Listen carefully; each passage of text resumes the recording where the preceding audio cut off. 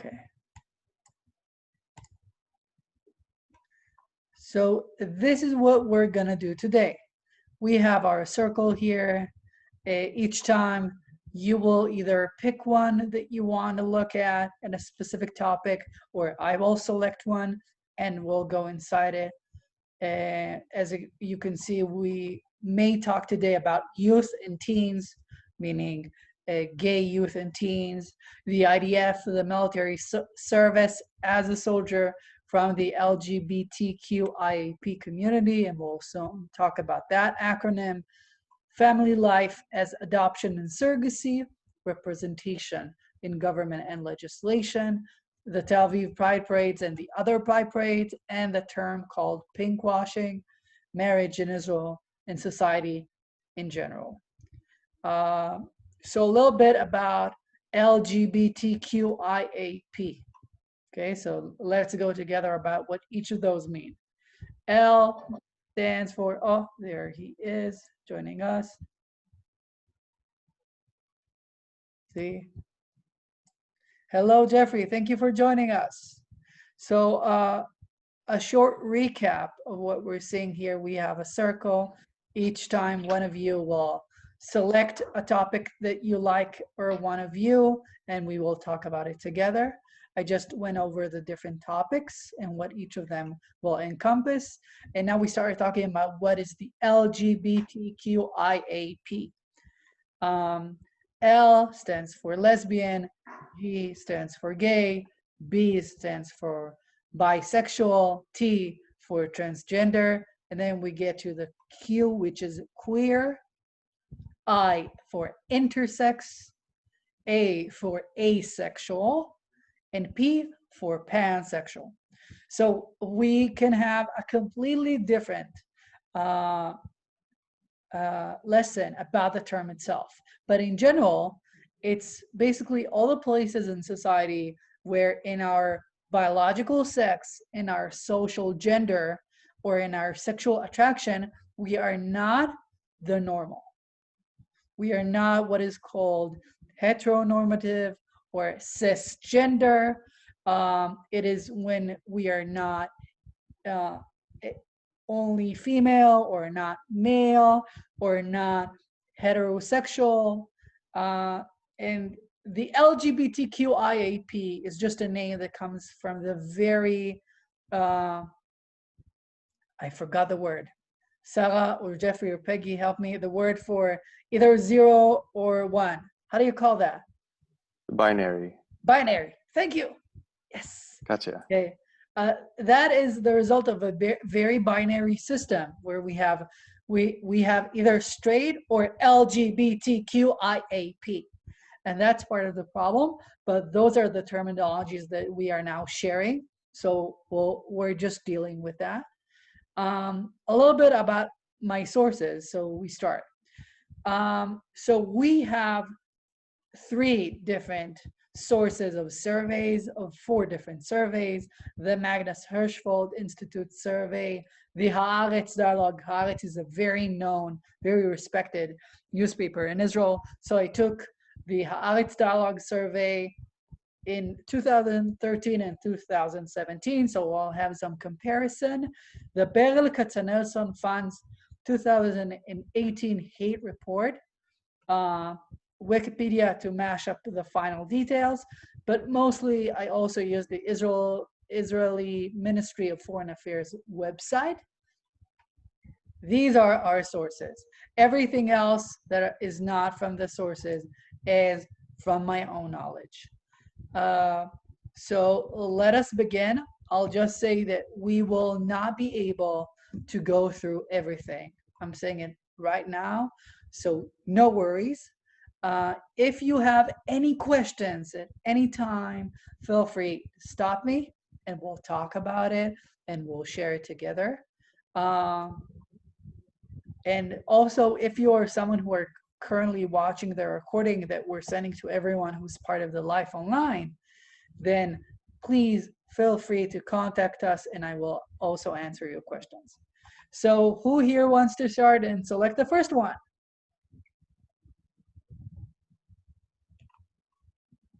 Let's see, we have someone in the chat.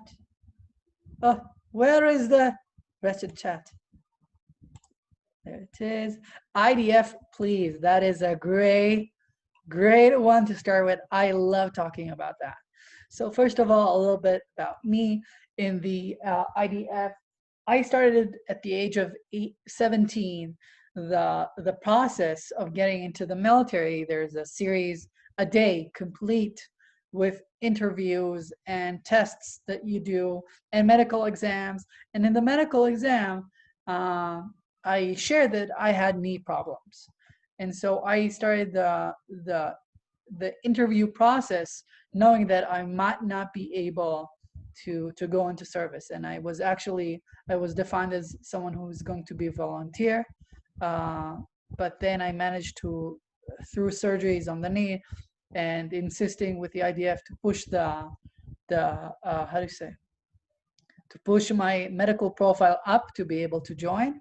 I became a lecturer in the education corps in the IDF in a very weird, very unique position. I went to more than 160 different bases and outposts around the country. I saw military and combat soldiers. I saw headquarters. I saw combat supporters. I saw greenies, rookies, fresh from not college, sorry, from high school in Israel, and I saw high-ranking commanders. So I really had the entire range, and I can really say a lot of shallow things about a lot of different units. So first of all, openly, every time I'll be lazy, I'll just say queer instead of the LGBTQIAP, just saying. Openly queer soldiers serve without official hindrance in all branches of the military. Discrimination against gay, lesbian, and bisexual soldiers in recruitment, placement, and promotion is prohibited in Israel. Harassment on the grounds of sexual orientation is also prohibited in the Israeli military. We'll talk in an instant about the problems. One thing I really want to put on a pedestal, that the military recognizes same-sex couples, including widowers and widows of the same sex. And this is incredibly unique because the IDF, it's a place where every teen after high school they go to. If they don't go there, they go volunteering for a year. But there's this common culture of the IDF. And if you're missing that, you're lacking something that is integral in the culture. So the fact that the IDF recognizes widows and widowers of the same sex is incredibly powerful, especially due to the fact that the Israeli government does not. Meaning, I might not get a recognition by the Ministry of Internal Affairs that I'm a widow, because we'll talk about marriage in a few minutes, maybe. But the IDF does, and that is incredible. That being said, there is a very large gap between high-ranking commanders' attitudes towards the queer community and low-ranking soldiers and commanders. The higher you go, the more tolerant you get. And I got to units where I was called out because I was a gay soldier and I felt like I needed to hide. And basically every day I went to 4 or 5 different bases, and every one of them I had the coming out experience, or the conflict within myself, whether to share or not, whether it will hinder my interaction with the soldiers, which I have just 45 minutes to educate.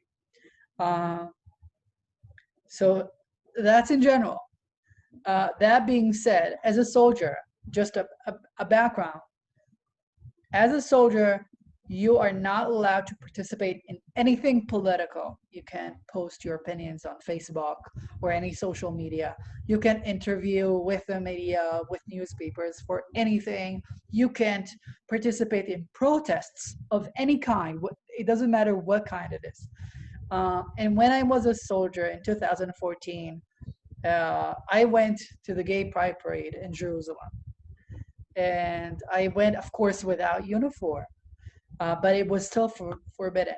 At 2016, the IDF made a change, and they're saying the only kind of protests or civil disobedience, whatever, that you can do as a soldier, the only one is the gay pride parades, which happened June, July.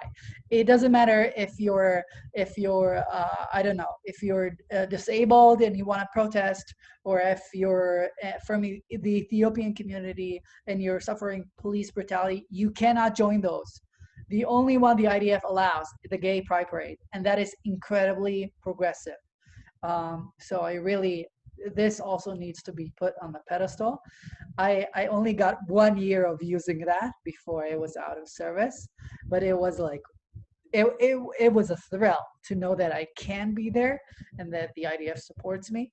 Uh, and there's also a saying about what is political or not for the IDF. And the IDF is very strict when it comes to politics. Um, Two small tidbits. There is the Chief Commander's Consultant on Gender. The acronym is YOHALAM, which the word looks like diamond, doesn't matter. It's a very known position. And in every different unit, there is a representative of that consultant to the chief commander of the IDF. And their position is to support everyone who's a part of a minority,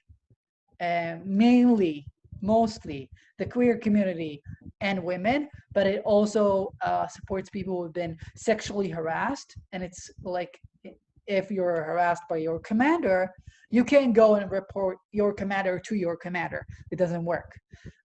So you would go to this person who is professionalized in helping and managing that kind of crisis. Or if your unit is highly homophobic, because a lot of combat units are very masculine and very machoistic, and in a lot of those places, being gay. Hi, Ralph.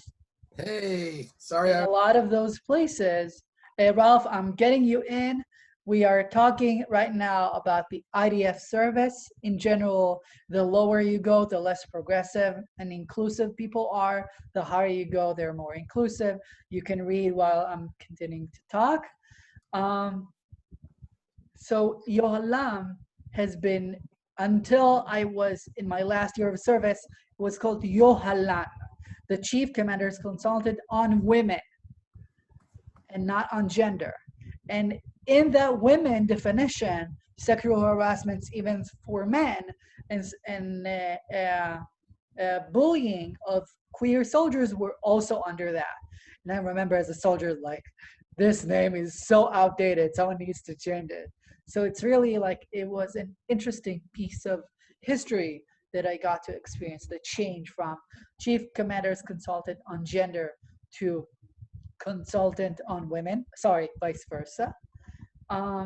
One small tidbit that I will add is that the IDF helps fund sex change surgeries for trans soldiers.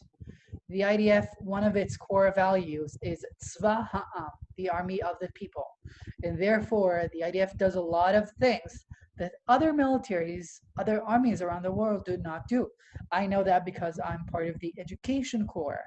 I was a lecturer, and that is not something that a normal army does, because my lectures were about democracy, about freedom of speech, and how it is inhibited in the service and why, and about sustainability and about general stuff, which are not related to military service or to combat or to anything like that.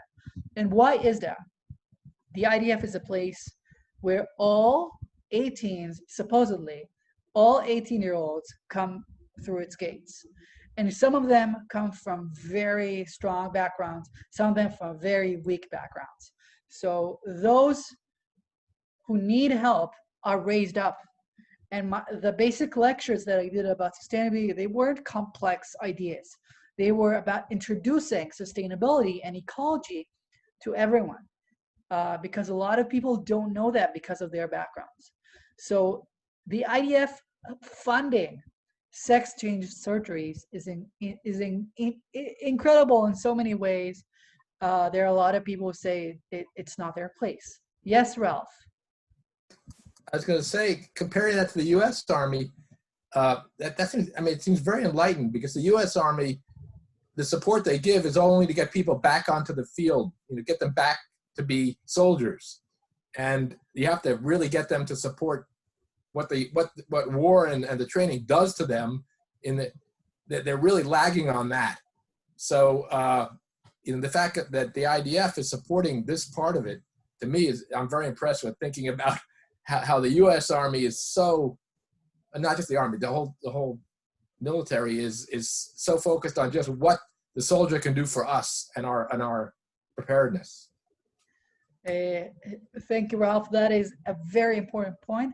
I will also add that there are a lot of different approaches that I viewed in the last 2 years here, from the U.S. military to the IDF, in the place where they support or not support the soldiers. In Israel, because those are teens, and here those are teens who chose. I did not choose to go to the military, meaning I did, but if I would have chosen not to go, I would have gone to prison. So there's a lot of more, I'll say, warmth in the IDF and in the perception of the public. There are stuff here that you do that I don't understand. Like the Veterans Day here, I was like, why are they shopping and doing barbecues? Like, how dare they? In Israel, everyone's crying. But it's also like, it tells of the place that the military has in the culture. And in Israel is a very militant culture. And the US is less so. You've got other problems. So this is our IDF service. I'll just say, in conclusion, in the broad spectrum, that the IDF is one of the best places to be queer in. There are a lot of problems, and there are highly homophobic places that you can serve in. But when it comes to laws and commands, it is a safe place to be in, especially if we compare it with other places. So we looked at IDF. We're remaining with youth and teen, life, adoption, surrogacy, representation in government, the Tel Aviv Pride Parade, marriage, society in general. And we had Peggy, let's find what she wrote before. She wrote family life. Peggy wants us to go into family life. So there's a lot of talk here. I'm gonna let you read those. In general, as of now, if I had a partner and we would like to adopt, we cannot. We can only adopt,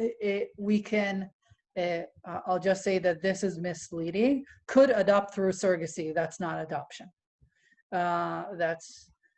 It is, but it's a different terminology, at least in Hebrew.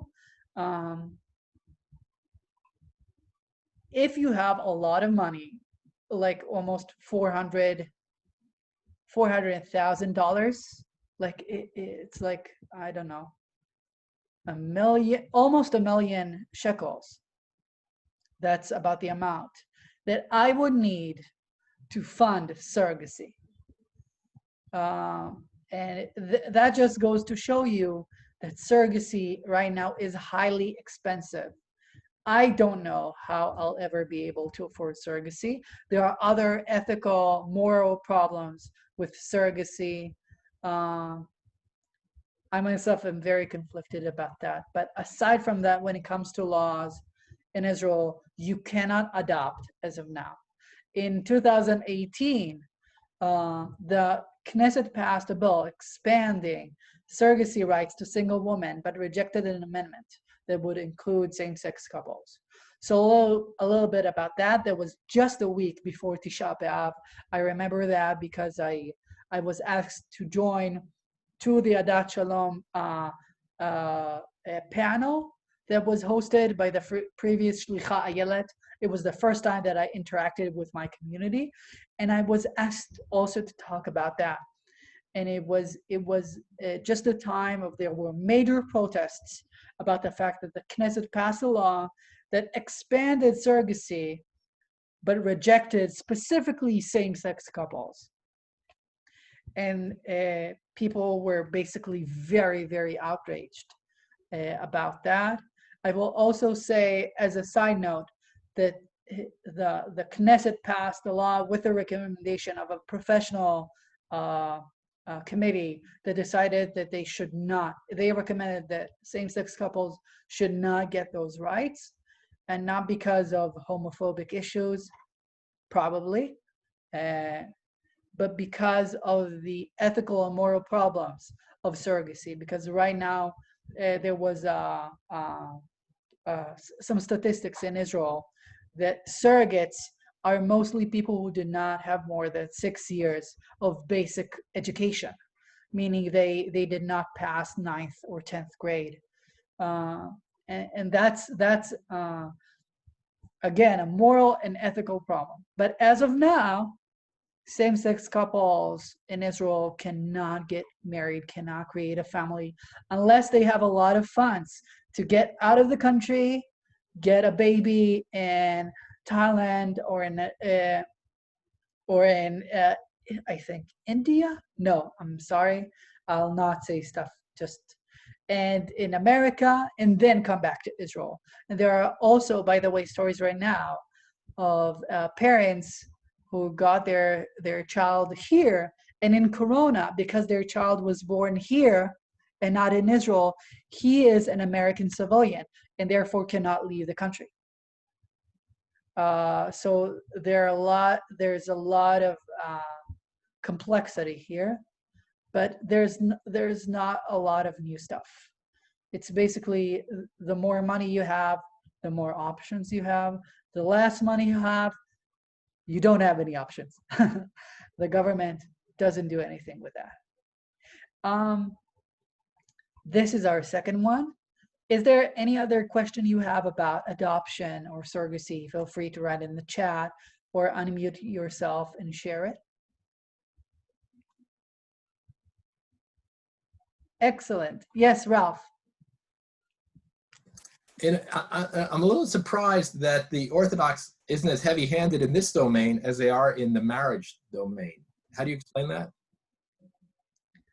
If you can clarify the question.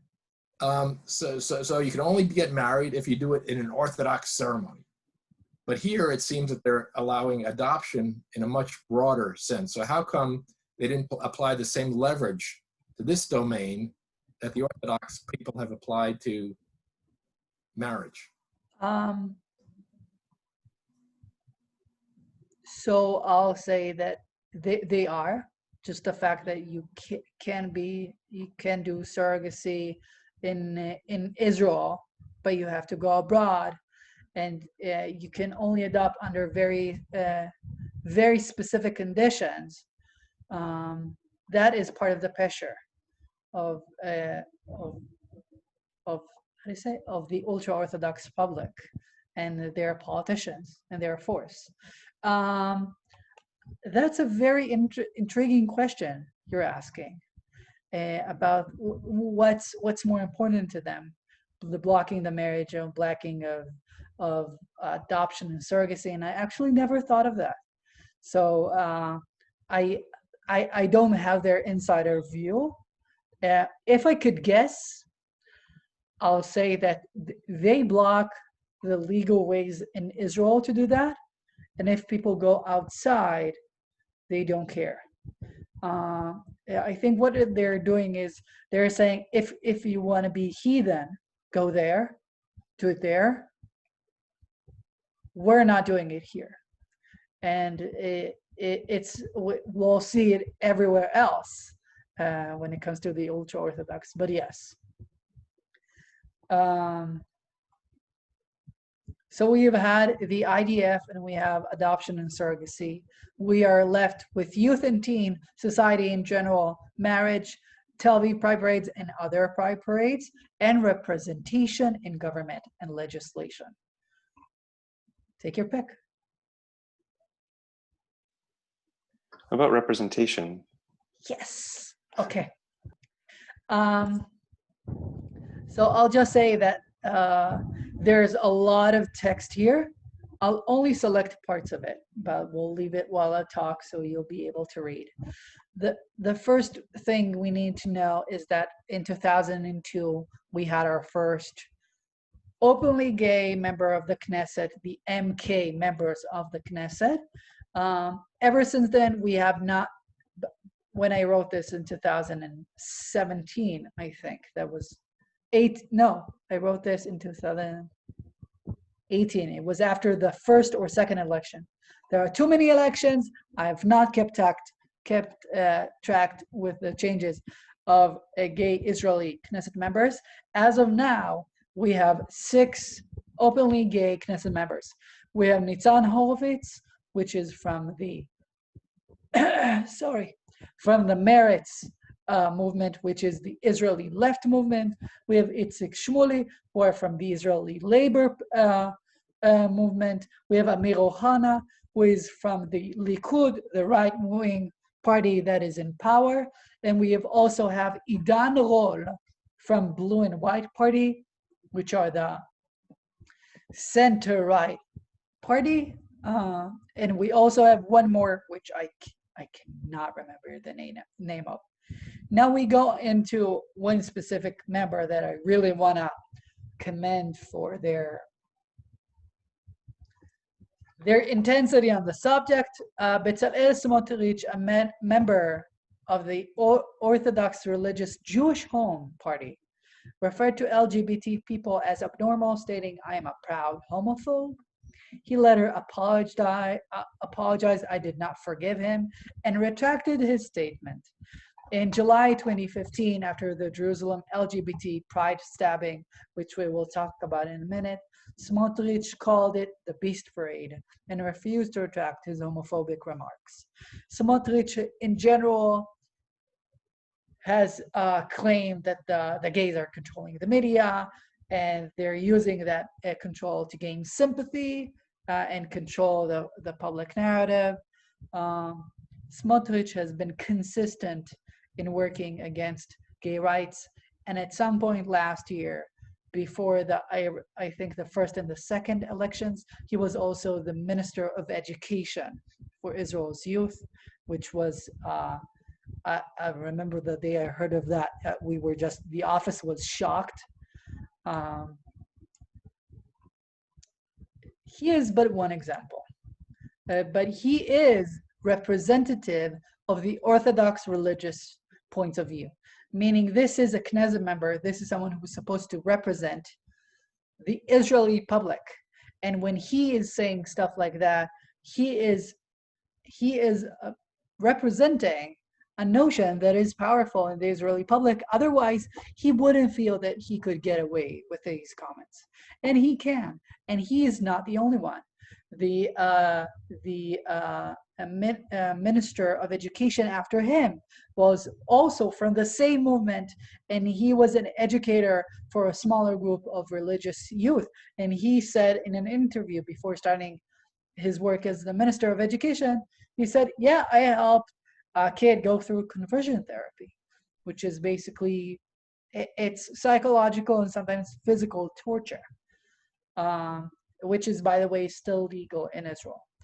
On February 2016, the Knesset marked the first LGBT Rights Day, but a day afterwards, the parties that formed the government coalition, and I named them here, supporting by some opposition members, defeated bills to recognize bereaved widowers, ban conversion therapy, recognize same-sex marriage, and train health professionals to deal with gender and sexual inclination issues. Meaning, we're seeing a very, the mouth talks, but the hand do another thing. It's an idiom in Hebrew. I don't know if I'm saying it correctly. By the way, idiom in Hebrew is an idiom. It's called matbea lashon, the coin of the tongue, which is funny. I'll continue to say that as of now, when it comes to legislation, we have had Blue and White, which is the right-wing centrist party, who said they will be promoting equal rights, that they are standing against the ultra-Orthodox notions of religion and state, saying that when they will be elected, they will put that on their banner and they will support equal rights for the LGBT community. And they got into the Knesset and they have not. So right now, we have a lot of problems with how our elected officials are basically abusing their powers. The Israeli public, I'll say that in general, the Israeli public is more progressive, more open, more inclusive than the political arena is showing us. The majority of the Israeli public has elected in one election last year, and in this election, the largest party in Israel and the second largest party of Israel, which said they will support gay rights in Israel, and they have not. And this is misrepresentation of the public, and it's a larger problem. Any other questions about legislation in Israel?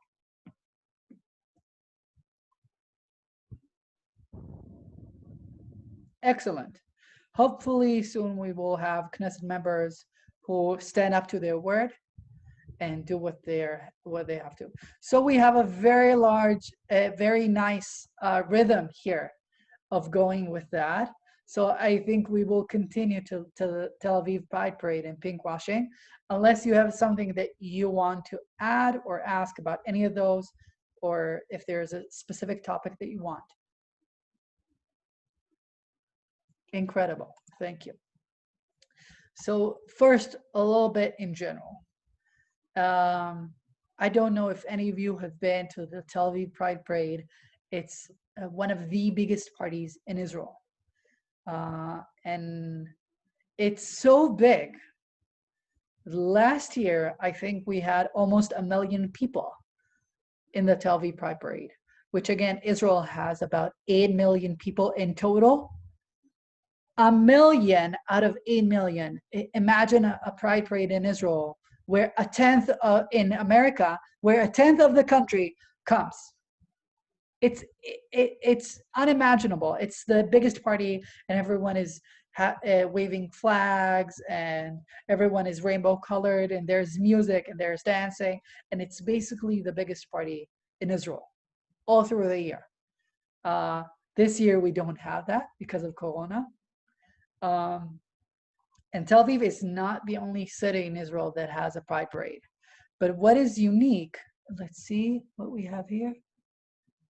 Sarah is saying, I have been to the one in Disney, Australia. So I'll share with you that Sarah cannot talk because she's in a place with other people. That's why she's also muted and you can't see her. The Tel Aviv Pride Parade started, I believe, in 1971. And it started as a protest for basic rights. Nowadays, it is less so. It is like a big, big party. And discounts in all stores, and all stores have like cute banners, and there are parties everywhere 24/7 that week. And it brings a lot of world gay tourism to the city. A lot. Like you see gay tourism from all over the world. Tel Aviv in general is called the gay capital of the Middle East. And there's a reason. Tel Aviv is the most progressive place in Israel by far. You can see there same-sex couples and families and transgender folk walking streets, unafraid for their lives. And really, educational places are really incredible in opening their gates to same-sex families and to transgender youth and teen. So it's a very good place to be in. That being said, Tel Aviv, the town hall, is using the Gay Pride Parade to get funds through gay tourism. But mostly, Tel Aviv's Pride Parade was not supported by the government for many, many years. Yes, Ralph? That's an incredible number, incredible percentage. Can you say a little bit more how much of that it comes from within Israel? And do people actually sneak in from other Middle East countries too, or not? Um, Israel is not very popular with its neighbors. So I would say unless it's like Jordan, and even then I'm not sure, it's mostly like world tourism from mainly Europe, Australia, and the US. Maybe a little bit of South America. Uh, it- in general, I've heard a lot of talks of European and American. We also have to remember that Israel, even in its best times, there are stuff happening security-wise. There are stabbings and bombs all over the place all the time. So even when it's the best party, some people don't want to come. Some people are afraid. So we have to remember that. Sadly, I don't have any specific data to share with you about the percentages. I do know that in the last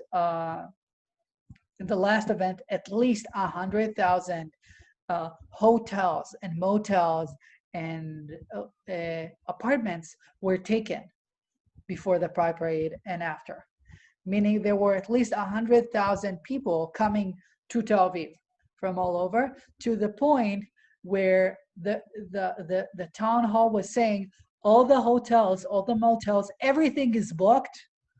We are now calling residents of the city to open their homes to strangers from all over the world, and we will make up some of the prices for that. And they will stay for their stay. And so random citizens, residents in Israel, open their home for outside people. So there's an absolute influx every year of people rushing in.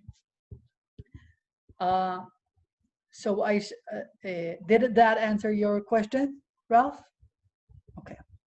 That being said, as I started saying, the Israeli government does not support gay organizations in Israel in general and in Tel Aviv also. So Israel is using a lot of time Tel Aviv's culture and Tel Aviv's vibe to broadcast something else to the general public. So this is where the term called pinkwashing comes in. Pinkwashing is a term a lot of times specifically used when we talk about marketing. And it is when we take what is happening. Just a second, let's see. Okay, Ralph, thank you. Pinkwashing is when the Israeli government, or any other government for that matter, takes what is happening when it comes to inclusiveness and openness about the queer community, and it reflects that about its general character and its general morality.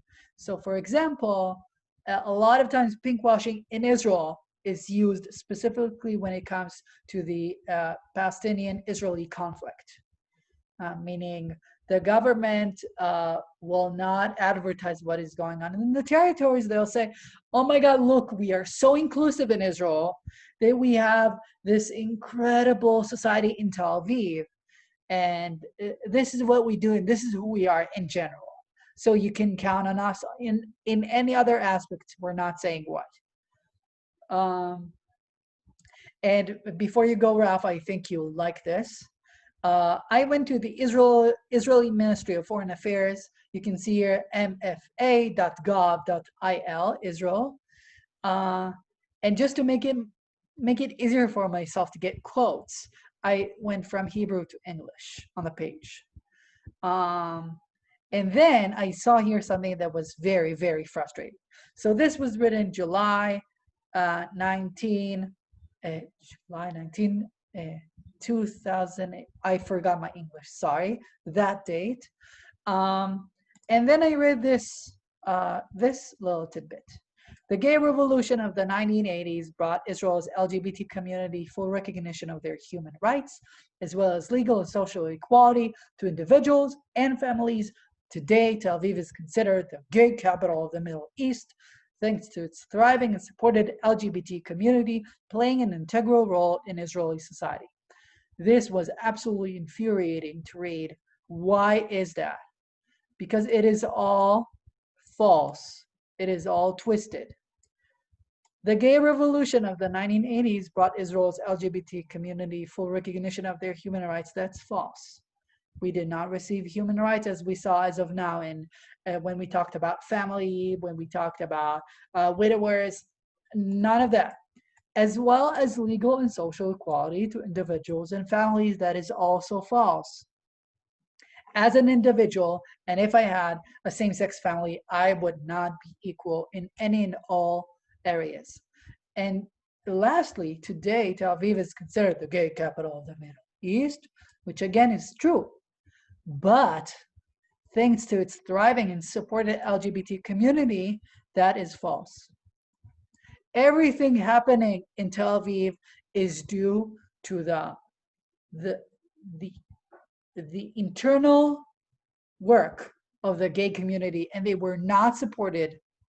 They were held back, they were pushed down, and this is just another example of how the Israeli ministry is using all of you basically, because an Israeli would not go to the English segment, and this was not in the Hebrew segment. Meaning this is how the Israeli public would like to represent itself to people who do not know Israel. Because people who know the basic stuff about Israel will see this and will see like, no, this is false. But everyone else who just wants to look at a glance about Israel will come here and will say, wow, me, the German tourist, would like to go on a tour of gay events all around the world, would like to go there, and it seems incredibly good. And I'll go there. But this is false. I had to bring this because this is the example, not only of just the Israeli government telling lies, but also a great example of pinkwashing. Any other questions that you may have when it comes to the pride parades? Incredible. I'll just add that Tel Aviv is not the only pride parade in Israel. In fact, I myself did not go to the Tel Aviv pride parades ever because I hate parties. I'm a nerd. I like going to the Jerusalem Pride and Tolerance one, which is more signs and protests, and you see a larger variety of the Israeli public, meaning you can see ultra-Orthodox, like coming with a gay flag and supporting, and you can see grandparents with their grandchildren in a stroller, just walking with signs, and you can see youth movements, and it's so incredibly diverse and empowering. Last year when I was here, I missed the pride parade, so I sent my parents, and they had a blast.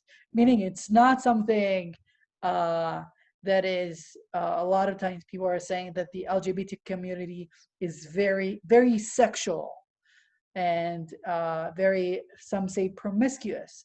And there's talk to do about sexuality in general in our culture, but this is a lot more approachable to other parts of the public. And there's also a political saying in doing it in the capital. So a little bit about me. I'm from Bet Shemesh. Bet Shemesh was not the most progressive place. My mayor used to say repeatedly that there are no gays in Bet Shemesh because it is pure. In my high school, some of my teachers were homophobes and used the classroom to share that with everyone.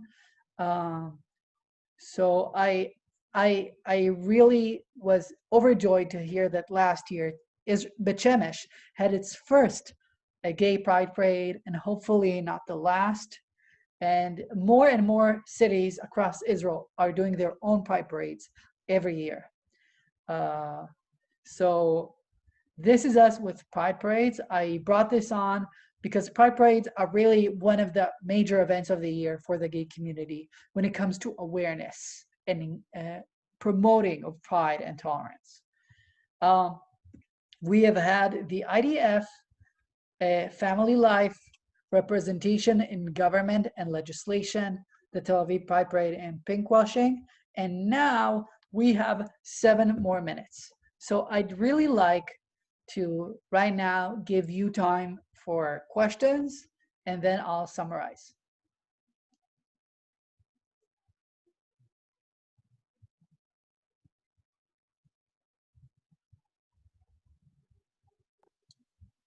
Yeah, Idan, thanks so much. I was wondering if you have much information or knowledge about um, what it's like to be queer in the Palestinian territories. So I'll say that in general, we do not know a lot about what is going on over there. Because of the places there are military regime, and also a lot of those places they're still living in villages. They're still living in very poor conditions. I will say that the lower the socioeconomic stance, the harder it is in general for the queer community. So we have heard stories of people who ran away from their homes to Israel or to other places because they were bound in literal chains to their beds by their parents. There are a lot of horror stories. Some, some and some. Some families, the family is inclusive and will help you, or some places will kick you out. And then, like, imagine being a Palestinian under a military regime, being kicked out of their home, and you're poor. It's unimaginable. So there's that. And there are places, there are organizations, both in the territories and in Israel, doing work to help and assist people. But a lot of times those people, they can't share with everyone. Because just a squeak or on social media or a whisper to someone could be enough to end their lives. That's all I know.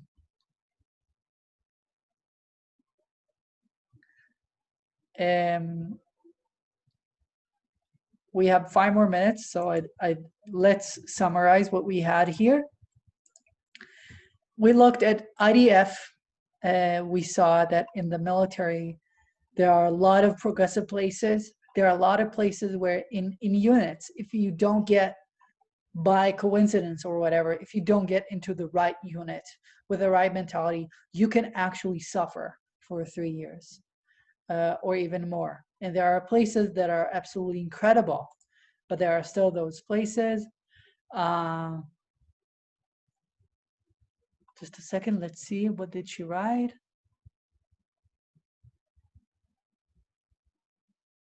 Okay, I'll share what Sarah wrote in a minute. I'll just add that the IDF in general, as we saw in some of its commands, it's called commands and not rules. In the commands, they are more progressive, especially when it comes to marriage in Israel, which we did not get to. In a gist, you cannot. You cannot marry in Israel. You can get married abroad in some places and come back. But then if you need a divorce, you can't, because you can only get divorced through the religious organizations which don't support the gay community. Family life, adoption and surrogacy. Adoption is basically impossible in Israel. Surrogacy is highly costly, and a lot of people can't do that. Representation in government, we have a lot of members of the Knesset, members of our Israeli parliament, who are saying they will support and are not supporting.